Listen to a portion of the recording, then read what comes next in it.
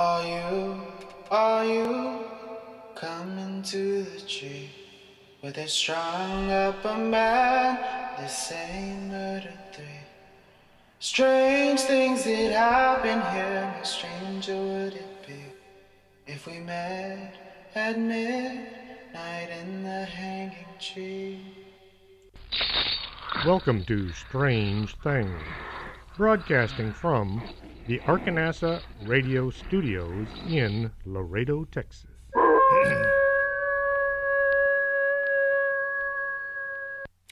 And welcome to the show. I'm your host, Chris James. Tonight I'm going to be telling some more bizarre Border Patrol misadventures. I did the first show December 4th, 2019. And I received a lot of positive comments from the guys I used to work with. Some agents from other parts of the country got with me as well, so I decided I'd do a second show with more weird things that we ran into. Some were normal weird and some were paranormal weird. A retired Border Patrol agent told me this story just a few days ago. Back in 1970s, there was only one Border Patrol station in Laredo. Sector headquarters was on Del Mar, and the station was on the back side of the building. Mines Road was just a two-lane road that headed out to the coal mine. I'm going to call him Agent Flores. Agent Flores was working up Mines Road late one night. He'd stopped his Ram Charger on the side of the road and was watching the river for anyone trying to slip across. As he sat there in the dark, he got an overwhelming feeling of being watched. If you work in law enforcement long enough, you get these feelings from time to time, and it's usually a good idea to heed them. Agent Flores looked over his shoulder, trying to see if there was anyone around. In the distance, he saw an old ranch house. It was a two-story building from long ago. In one of the upstairs windows, he saw the silhouette of somebody looking in his direction. Looking at the image, he could tell it was a woman watching him from the window. She just sat there staring at him as if she had nothing better to do in the middle of the night. Agent Flores tried to shrug it off and get on with his job. Early the next morning, it was time to get back to the office. Agent Flores drove over to the house just to have a quick look. The house was falling apart. It was in such bad shape anybody wanting to enter would be taking their life into their own hands. Driving out to the road, the agent ran into the ranch foreman. Stopping to chat, he asked about the old house and the woman he'd seen. The ranch foreman said, "Oh, you saw her too." He then told the agent the woman used to live in the house long ago. One night, overcome by her inner demons, she'd hung herself from the rafters on the second floor. People report seeing her from that night on. Law enforcement folks don't like to talk about seeing odd things, especially to civilians. Agent Flores did mention his encounter to a few of his fellow agents who all gave him a hard time about it. This tends to lead to people who do see things to keep their stories to themselves. Another retired Border Patrol agent told me this next story. Here it is in pretty much his own words. I worked at Laredo South Station. Back in 1988 or 89, we had a checkpoint just outside Oilton, Texas. The checkpoint was an old Airstream trailer that had been seized in a drug bust. The interior had been removed, and to use the trailer, somebody put some plywood counters in. There was a two-way radio and a telephone. The bathroom was gone, so we had two porta-potties out back. There were a few bullet holes in the end of the trailer that was nearest to the road. In the wintertime, when it got cold, we had a 55-gallon barrel that we would put fire in order to stay warm. It was that bad. Folks living around the checkpoint had to drive through every day, and we got to know all of the locals. Most were just folks making a living. There was a regular visitor who liked to stop by and chat. He lived over in Aguilares. There might have been 7 houses in the town at the time. At one time there had been a church, but it had burned down some time ago. The cemetery was right next door to the church. One night, the guy stopped by and he told me there was something running around his house at night. He lived next to the cemetery, and this thing would hang out there and run through the brush. He thought it might be a big wolf. Well, there were no wolves in the area, but he swore that's what it was. About a week later, the phone rang while I was working evenings at the point. It was the guy who told me the wolf was in the cemetery. Then he said it was running around on 2 legs. Well, I asked if he was pulling my leg, and he said no way. If I didn't believe him, I should drive over and have a look. I got my partner and we drove over to Aguilares to see what was going on. We drove west on Highway 359 to Oak Avenue. This took us to Harrison Street. The cemetery was at the end of the street. We drove over to the cemetery and the guy met us. He said the thing was gone, but it looked like a wolf walking on 2 legs. He then said he thought it was a werewolf or something. We didn't want to believe him, but he was considered to be trustworthy by all the agents. We walked around the edges of the cemetery, but didn't see any sign of a wolf or a man walking around. Over the next few weeks, we talked to the guy several times. He never mentioned seeing the werewolf again. Well, here is another one of my personal stories. I wish I could remember who was with me that night. Let's see what he has to say about it. One night on the midnight shift, we were assigned to work downriver, or south of the city. We drove along trying to look as if we knew what we were doing, despite our lack of experience. We'd each only been on the job less than a year. We'd been told to stay out of trouble, which was the top priority on our list. As we traveled along Highway 83 just past the rest area, we spotted a bonfire up on the hill near the riverbank. Thinking this might be something to look into, we pulled into an area called One River Place. The road was paved all the way down to the river. Halfway down, we had to turn to the right onto a gravel road. This led us to what was called the party house. As we came around the corner, we saw a group of 15 to 20 people, all dressed in full-length robes with hoods. They were standing around a bonfire with their hands held up in the sky. It looked like something out of a movie. The first thought to enter my mind was an old movie I had seen called Race with the Devil. It did not have a happy ending. The movie came out in 1975, directed by Jack Starrett, and starring Peter Fonda and Warren Oates, Loretta Swit and Lara Parker. 2 couples vacationing together in an RV drive from Texas to Colorado. After the men encounter a satanic ritual, the 2 couples have to fight for their lives. I've seen the movie 2 or 3 times. My partner began yelling, "Let's get out of here." That's not exactly what he said, but I can't say the words he used. I didn't really need a lot of encouragement. 2 or 3 of the hooded figures had turned towards us, and they were coming in a not too friendly manner.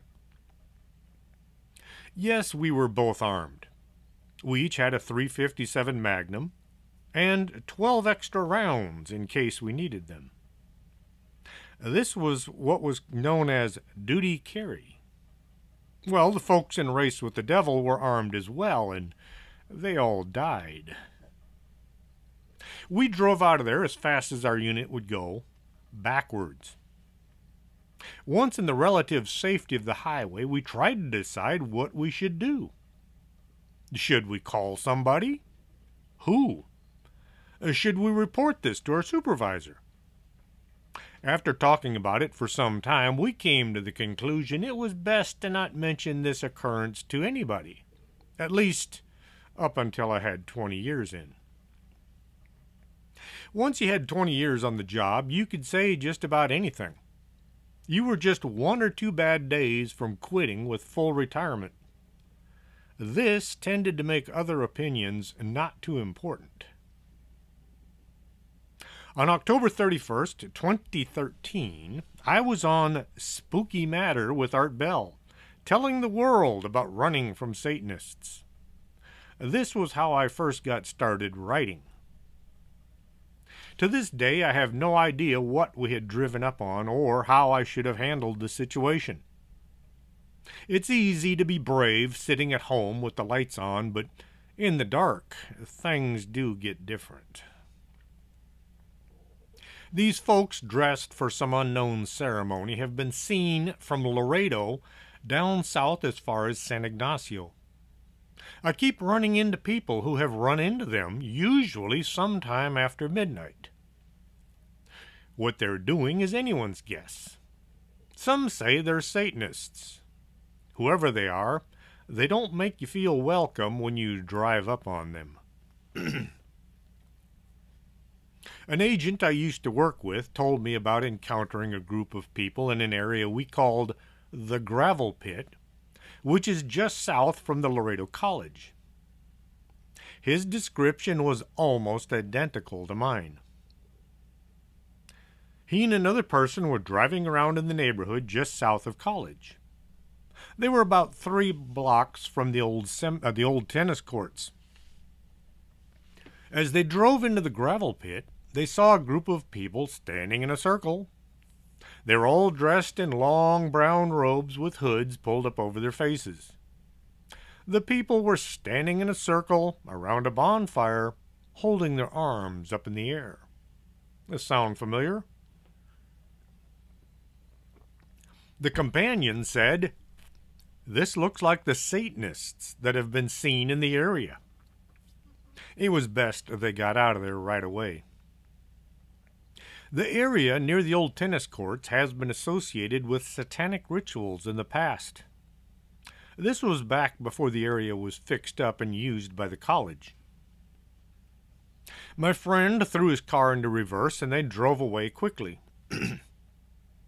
This was the 3rd time I was told of hooded, cloaked figures performing unknown activities along the river. It would be easy to say this was just mistaken activity had I not seen it myself. The gravel pit is just south of the Laredo Junior College. Many of the folks there told me about satanic rituals being conducted near the south wall.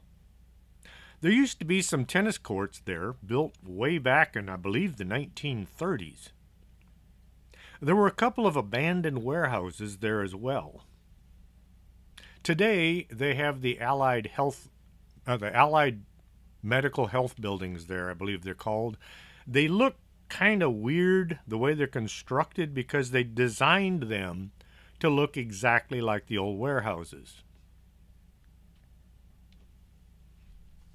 Texas is filled with oil rigs. Many of these rigs are located on private land where the owner wants to keep his property secured. To allow oil field trucks in and out of the ranches, companies will hire people to work as gate guards.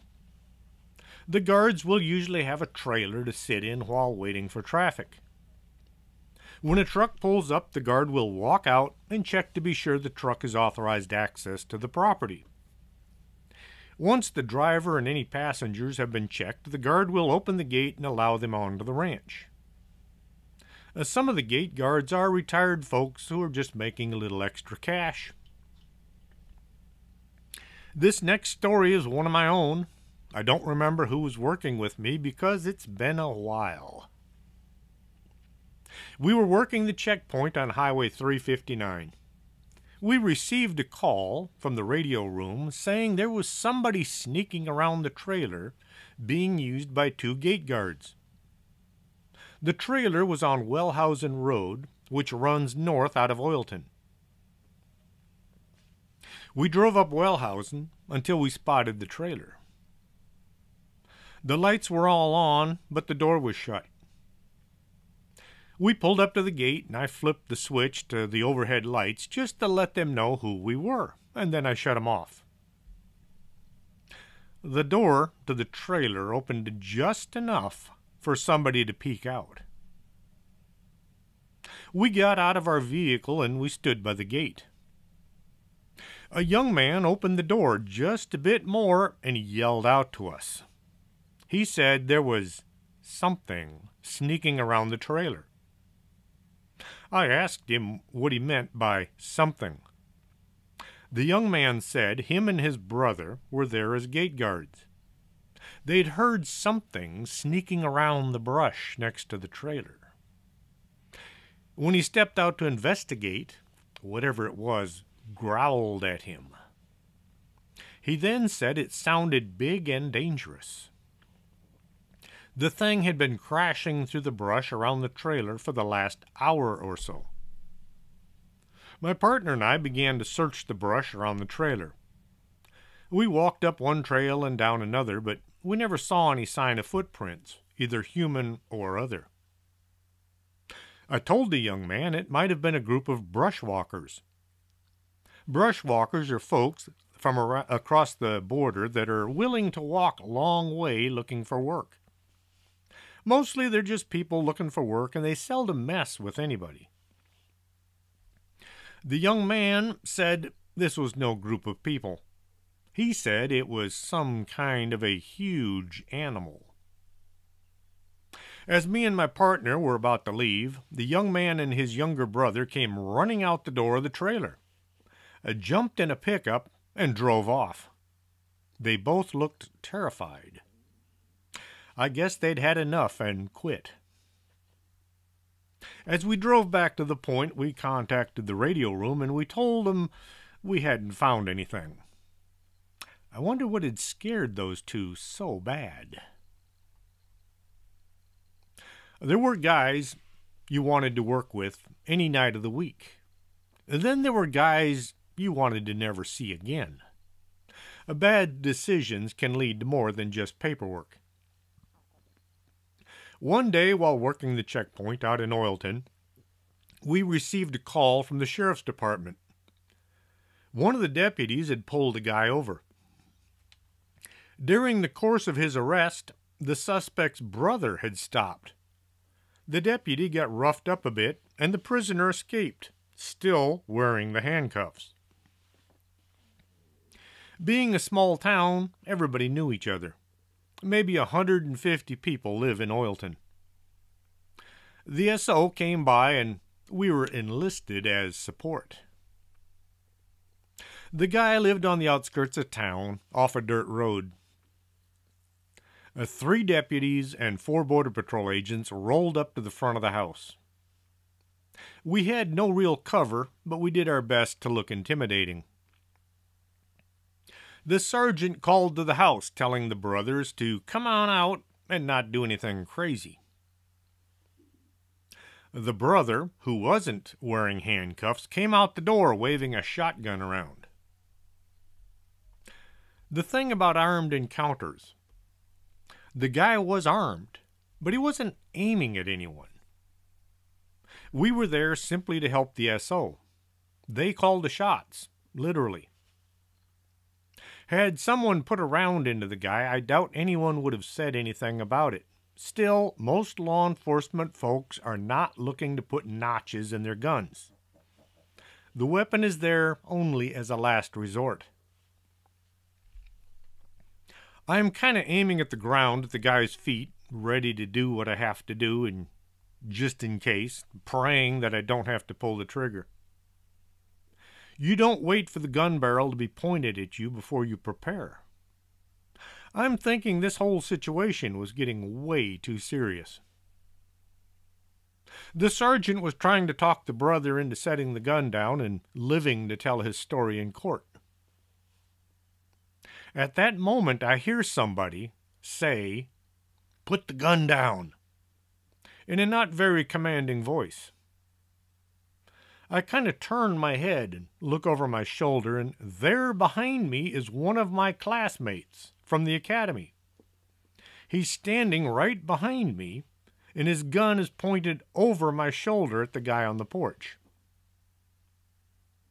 I'd seen this guy shoot. He's not all that good. No, he was very bad at it indeed. Well, I quickly sidestepped to get as much room between me and this nut with a gun. Meanwhile, one of the deputies accidentally discharged his shotgun into the ground. It went into the ground about halfway to the porch. I guess this made the situation too real for the guy on the porch, and he dropped his weapon. Now, you might think I'd report the dunderhead who was standing behind me, aiming over my shoulder. We didn't do that back then. You didn't drop a dime on your fellow agents, unless they were really deserving. Later on in his career, this guy managed to get himself suspended and then fired. And nobody had anything good to say about him once he was gone. I know I did some things that, once I thought about it later, I wonder how stupid could I be? Well, there were some folks who managed to use their stupidity to make life hard on the rest of us. We got a bunch of brand new Tahoes, and they came with a drink holder that was pulled out from the dashboard. It was designed to hold about a 16-ounce drink. It comes in handy when you have to drive around all night and you get thirsty. Well, one of our mental midgets bought a 64-ounce drink. It was way too big to fit in a 16-ounce holder. I think anybody could have figured this out, except for this genius. He balanced the cup on top of the drink holder, and then he drove away. The cup stayed in place for maybe 10 seconds before falling to the floor. The radio was mounted on the transmission hump right below the cup holder. 64 ounces of soda destroyed the radio and the siren box. Well, Mr. Thirsty had to write a memo. In his defense, he said the cup holder was a cup holder, and he used it to hold his cup. You'd think the folks in the front office would have told him he was an idiot. Instead, they told the mechanics to remove all cup holders from all of our units. For about a year, if you had a cup of hot coffee, you had to hold it until you were done drinking it. Thank you very much, Mr. Thirsty.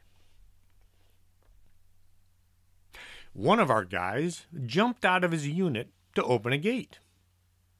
The vehicle rolled forward, and he literally ran himself over. In his memo, he claimed the vehicle had jumped out of park and into drive. He swore this is what happened. Now think about it. Had his unit jumped out of park, the vehicle would have gone into reverse. It would have gone backwards, thus it would not have run him over. If the vehicle did manage to jump into drive, it would have to jump out of park and into reverse. Then it would have to jump out of reverse and into neutral. Then the vehicle would have to jump out of neutral in order to get into drive. That's a lot of jumping. Well, Sector immediately told us we could not use that particular vehicle until all transmissions were checked for safety. This took a few weeks, during which a lot of vehicles were sitting and not being used. Then, just to show us how smart some folks are, Sector told us each and every time we got out of the unit, we first had to turn the engine off before we stepped out. Now, in an ordinary shift, I get in and out of my vehicle 40 or 50 times. Can you imagine turning the engine on and off 40 or 50 times? I think the powers far superior to us were trying to kill the guy who left his vehicle in drive when he had gotten out. Maybe it was like Christine. There was one guy that did admit to leaving his vehicle in drive. He'd pulled up onto a hill that overlooked the river. Well, he decided it was time to answer the call of nature, so he opened the door and stepped out. The vehicle rolled forward over the side of the hill. It drove itself straight for the river, only to turn to the right at the last possible second. The vehicle rolled about 100 yards all by itself, going in a long, slow circle, and finally came to a stop without hitting any trees or holes or people. This guy had 6 guardian angels working overtime with him day and night. He had a lot of unexplainable occurrences where there's just no explanation as to how he managed to survive. There were plenty of more folks that were just, let's say, on their own sheet of music. They did their best to make everybody else look like geniuses. Not going to go into some of their stories because, well, not only are they unbelievable, they're just inappropriate. One day, the boss decided to put sign cutting back out in the field. We hadn't had it for years, and he was hearing from the ranchers that were complaining about groups of aliens that were crossing the ranches and messing up the fences. They picked 3 of us and 1 supervisor to go out and see what we could do. Sign cutting involves looking for sign of people moving through the brush. We call these folks brushwalkers. Mostly they're ranch workers who are willing to walk for as far as they need to in order to get jobs. Back then, brushwalkers were decent folks. Never had any trouble from any of them. Sign cutting is a lot of work. It's usually very hot. We're assigned the worst vehicles at the station because sign cutting really tears up the units. There's no place to buy food or water, so you have to carry everything you need. When somebody would spot tracks, they would call the other units, and then they would get out and begin following the aliens through the brush. The vehicle was left unlocked. Sometimes it was left running. The guys coming up from behind would drive to the vehicle and try to get ahead of the group. In our area, we had mesquite trees, which had huge thorns. There were retama bushes that had little thorns. It could get up to 105 degrees on a bad day. So we always started at 6 in the morning, and hopefully we would get home by 4 or 5 in the afternoon. None of our vehicles had air conditioning or AM/FM radios. We had to wear long sleeves all year in order to protect ourselves from the thorns and the sun. By the end of the shift, our shirts would be white with salt from sweating. And this was long before GPS. You had to know the area. You had to be able to guess where the group you were chasing was headed so the guys in the vehicles could get ahead of them. The ranches had gates going from one to another. The owners kept these gates locked. Over the course of 26 years, I had managed to collect keys to every gate in our area and a few in other areas. I had hundreds of keys. The important thing was to be able to figure out which key was needed at which gate. You didn't want to stand there and try 300 or 400 keys in a lock. It would take way too long. There were spots on the ranches where the brushwalkers would usually wind up. Sometimes the ranchers would put ladders so the aliens could cross the fence without messing up the fence line. Just about every ranch has roads that run close to the fence, and this is a good place to look for sign. One day we followed a group all the way to the Alexander Thompson corner. There's no way they could get over the fence without leaving tracks, but the dirt on the road only showed tire marks. We drove the fence back and forth looking and got out on foot, and we had a really good look. I mean, down on our hands and knees trying to find the tracks, but there were none. Well, after several minutes of this search, one of our team was in the brush, and he found the tracks heading northeast once again. We got in our vehicles and chased down the group, and after about 30 minutes, we rounded them all up. Now, brushwalkers were a nice bunch of people. So I asked them, how did they get across that road by the fence? The whole group had stepped in each other's footprints. The last guy in the group had gotten a stick, and he redrew the tire marks so that it looked like nobody had crossed the road. He did a really good job.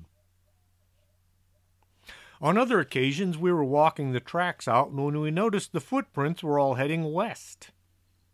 It looked like the group had missed their turn, or maybe they were being clever.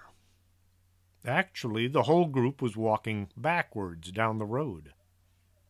There are ways to tell if they're doing this. I'm not going to go into details because there are still brushwalkers out there, and there are still sign cutters looking for them.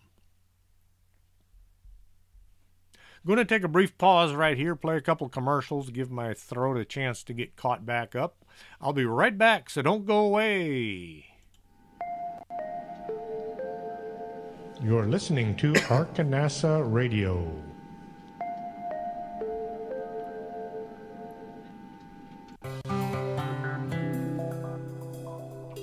Are you taking care of your skin, or are you going to wait and see how time treats you?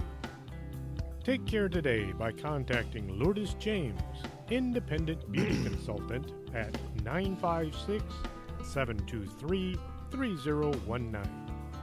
Don't let time get the best of you.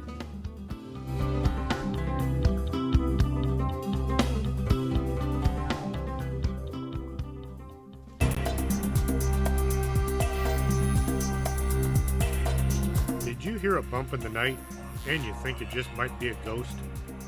Contact the Laredo Paranormal Research Society at laredoparanormal@hotmail.com.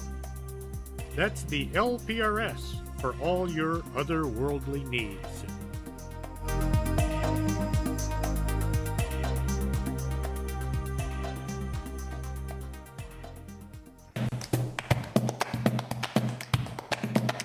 Did you go out UFO hunting and couldn't focus on the sky? Swing on by Del Norte Optical, 107 Calle Del Norte, right across from the Embassy Suites. That's not a weather balloon, that's a flying saucer.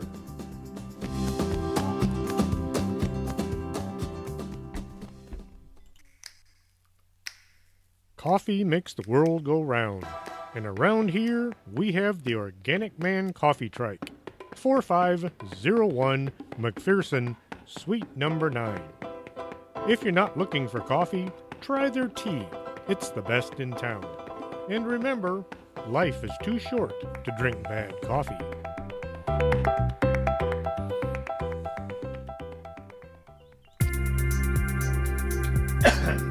This is Arkanasa Radio you've been listening to.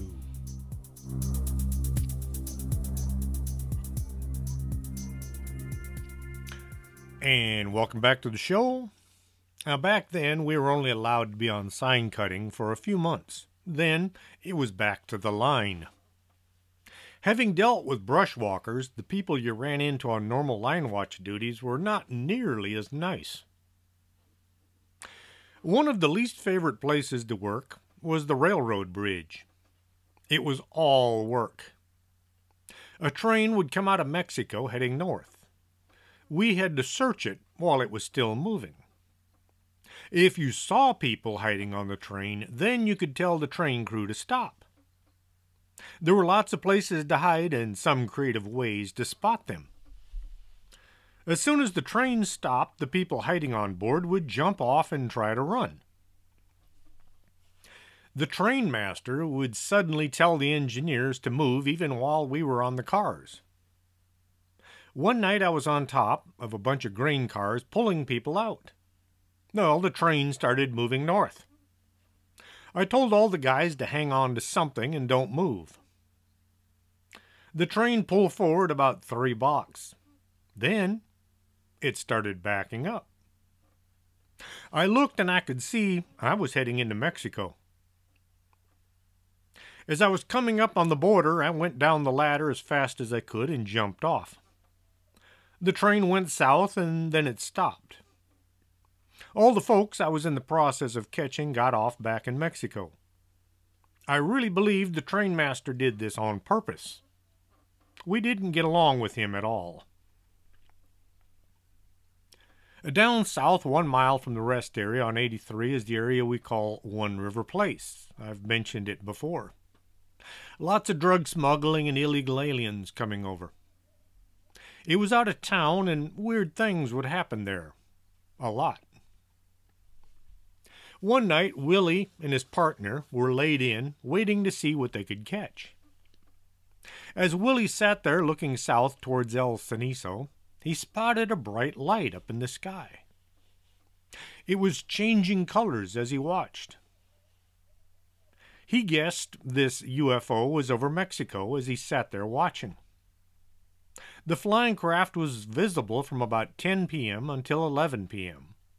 Then it looked like it landed. A few days later, a guy I knew who worked at the hospital asked me about the UFO. He said the craft was spotted by a lot of the people living in El Cenizo and it had landed in a field right next to town. Over the years, as agents get closer to retiring, sometimes they would admit having seen red and blue lights up in the sky over El Cenizo. UFOs have been spotted all around Laredo over the years. Farther south from One River Place is the town San Ignacio. As you're driving into town, there's a slight curve to the left. At one time, there was a boat sitting on the side of the road as a means of advertising a boat landing. A lot of agents have seen 2 men standing in the brush near the boat. They very much look like they have just crossed the river. Anybody who stops and tries to question them will find nothing there. No footprints, no sign anyone. These 2 have been seen in that spot ever since 2 men trying to cross the highway were hit and killed by an 18-wheeler. Most agents won't admit they have ever seen things like ghosts or UFOs. Once you have a few years in and you have a good reputation, you can talk about strange things without developing a bad rep. The 2 men seen by the boat were always described the same way. Same clothes, same plastic bags, same everything. 83 South was being worked on for years. It had been a 2-lane road and slowly it was turned into a 4-lane divided highway. The road moving equipment was parked on the side at night, someplace wide where they could leave their equipment. 2 agents were driving by when they saw a man sneaking around the bulldozer. They stopped and went to ask the guy who he was and what he was doing. As they were approaching, the man knelt down and ducked underneath the bulldozer. Well, the agents walked over and looked under the machine. He was gone. They then looked for his footprints in the soft dirt. There were no footprints. Like others who see things they can't explain, they both swore they were never going to tell anyone. Once agents hear about some of the books I've written, they'll come forward and they'll tell me their stories. They almost always say, "Don't mention my name." Most agents in Laredo area spend a good amount of each shift in a four-wheel drive unit or in a sedan.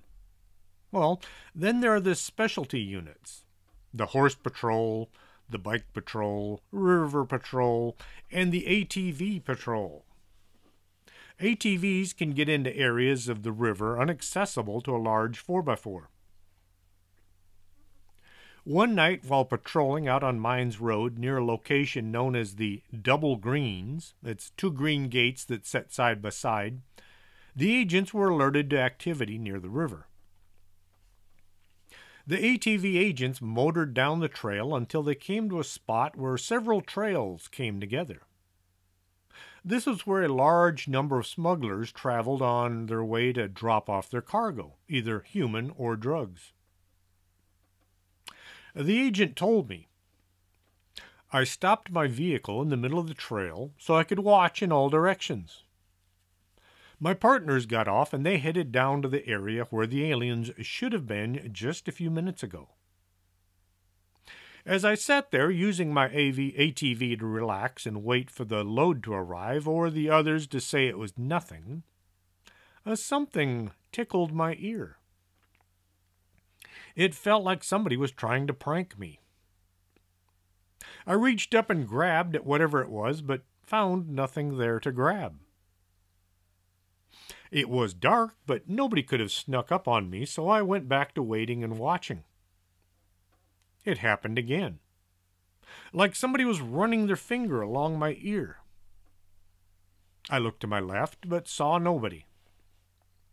The third time, I jumped off my ATV and looked around for the culprit. Not only was there no one there, there was nothing close to me that might have brushed my head. I looked all around, and that's when I heard the sound of somebody running away. The footsteps sounded like little kids running down a gravel road. My partners called to say the landing was clear, and we got back to work. Later, I went driving by the same location, and I found there's an old cemetery close to where I had been parked. The dates on the tombstones showed there were several kids buried there. Kids would have been entertained tickling my ear that night. Well, today the Max Mandel Golf Course sits on that property where the above incident took place. Right next door to the clubhouse, you'll see the old cemetery. Personally, I liked the bike patrol. It was a lot of work if you did it right, but it was also a way to stay in shape and you got to see other things. I had more fights while on the bike patrol than during any other time in my career. Guys with bad attitudes would see our vehicles coming and they'd either step into a store or they'd run the opposite direction. It would seem easy to chase a runner in a vehicle, but all the streets in downtown Laredo are one-ways and the traffic is always bad. On a bike, you could sneak up on people before they knew you were there, and this gave the guys with bad attitudes a chance to try out their fighting skills. This, combined with the folks working at the stores in town, would call us anytime they had a problem with a customer. We worked close with the police bike patrol, and shopkeepers associated us with them. Really, the only difference was the colors of our uniforms, either blue or green.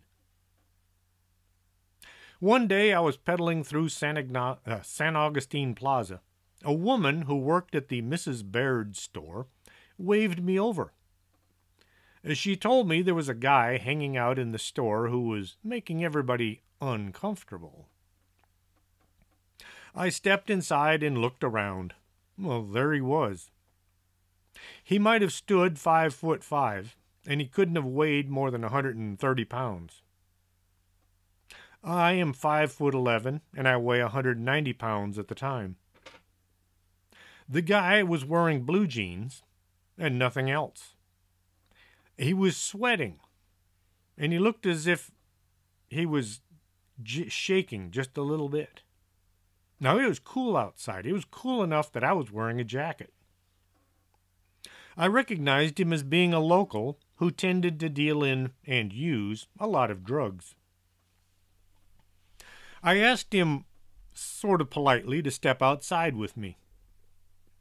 As I was backing out the door so I could keep an eye on him, I told the woman at the counter to call the police. The guy followed me, but his eyes showed he was far away. Once outside, I asked him what he was doing hanging around the store. Instead of answering, he drew his fist back, preparing to hit me. I know how to fight. This guy had watched a lot of TV. He telegraphed his every move. As he tried to hit me, I caught his fist and pulled him off his feet. Once he was on the ground, I got in the middle of his back, so he was pinned on the sidewalk, face down. Well, he thought the thing to do was to try hitting me in the face with the back of his head. But people don't bend in that direction.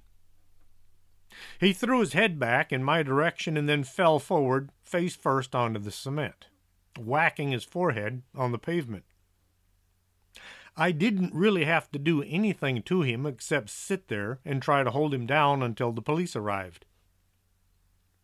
It took 3 officers, plus myself, to get him into the vehicle. He fought like he was possessed, probably high on coke or something. I then had to go around where we had been and pick up all the equipment that had fallen off my belt during the struggle. My radio was in one place, my flashlight was in another. It was a mess. All the women working in the stores around the area that had watched what was going on all came over to me and said that if I needed them to, they were willing to sign statements saying exactly what had happened. This guy had been giving them trouble for weeks, and they were all glad to see the end of him.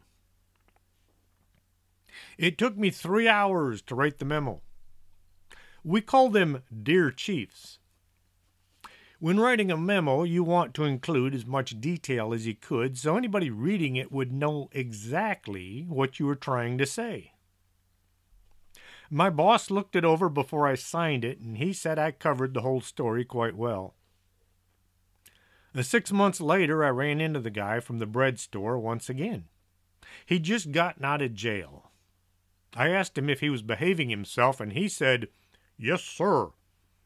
I guess his attitude had gotten adjusted while he was inside. I've never had to fight with anybody who smoked dope.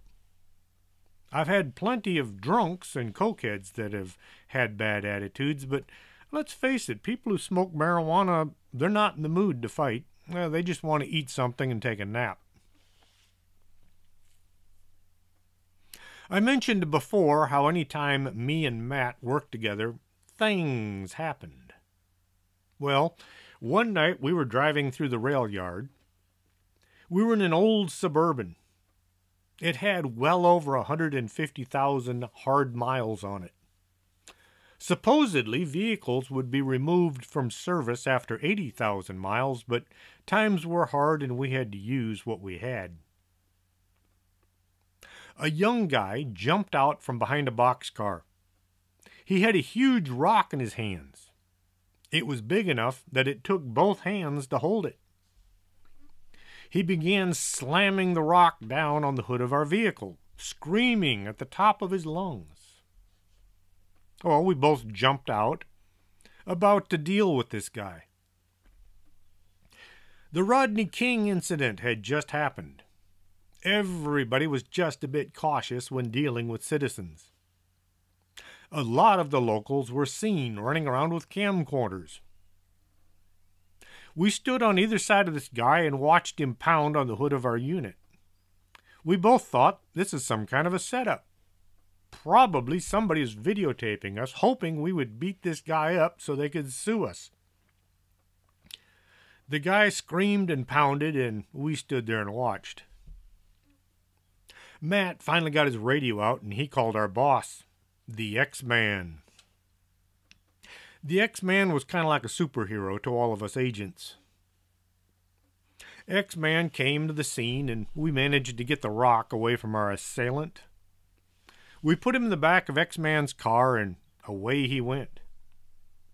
It turns out he took the guy home to his dad.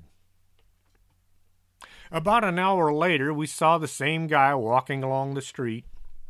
We turned and drove away really fast.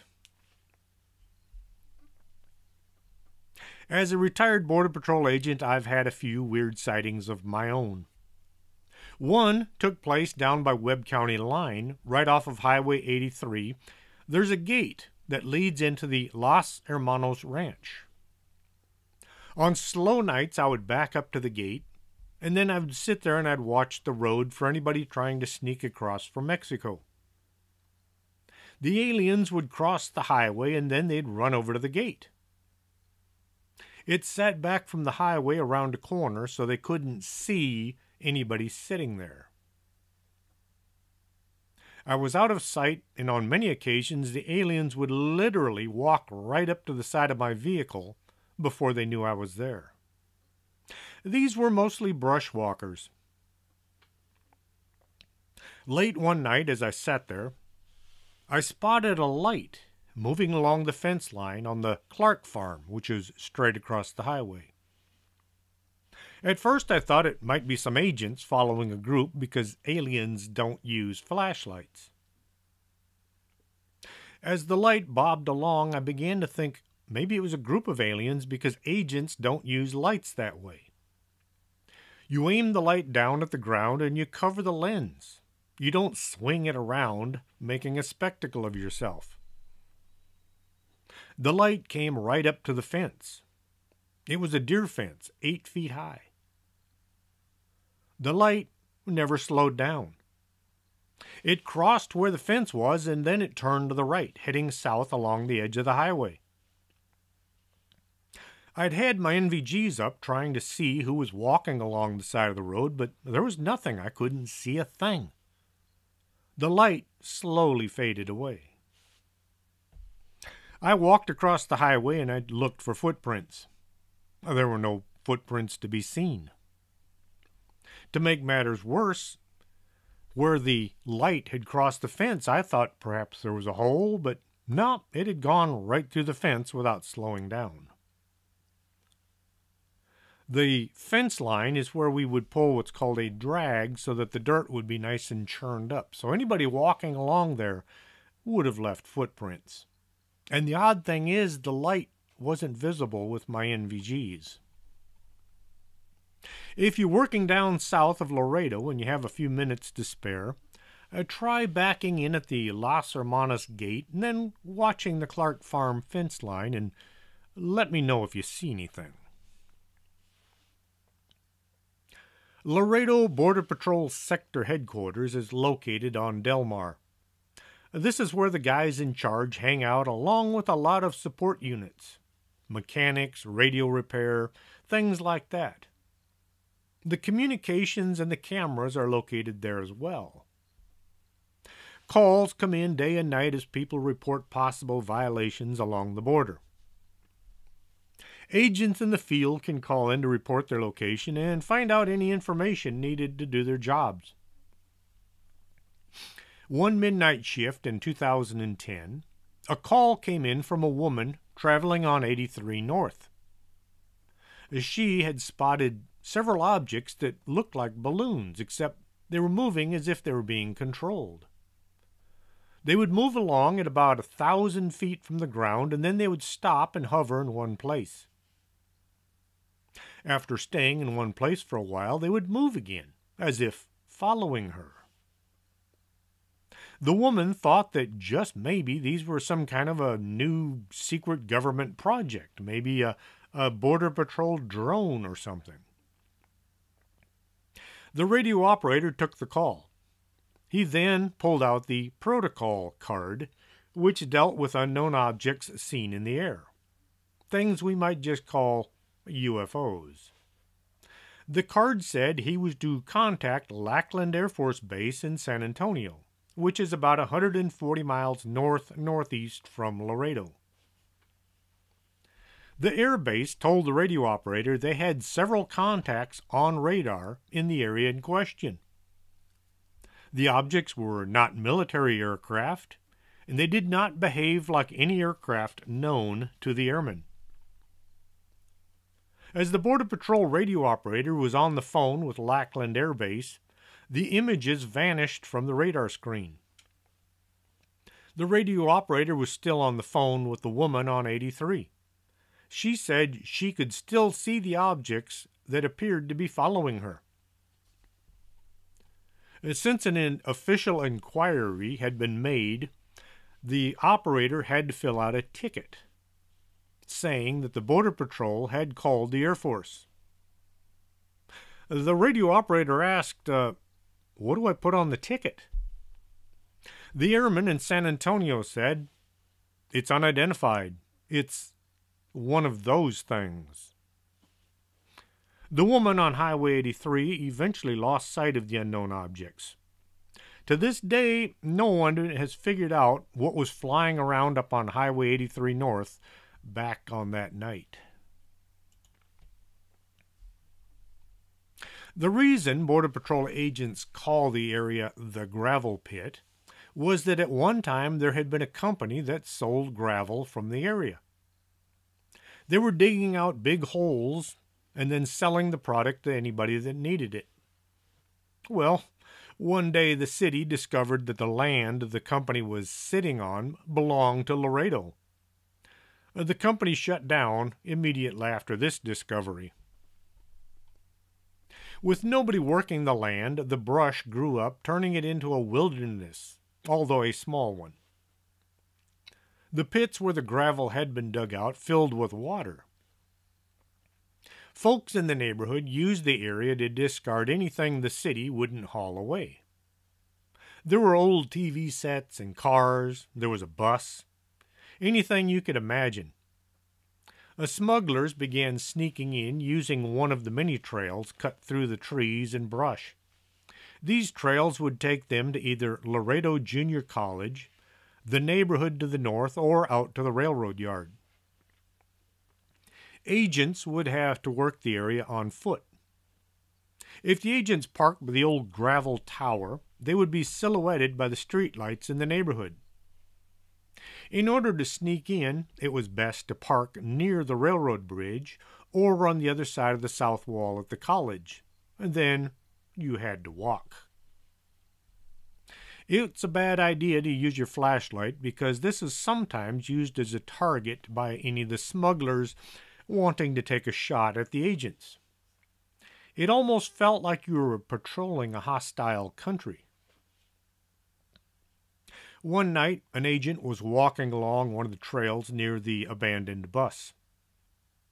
As he walked through the trees, he felt a hand grasp his shoulder and squeeze as if trying to get his attention.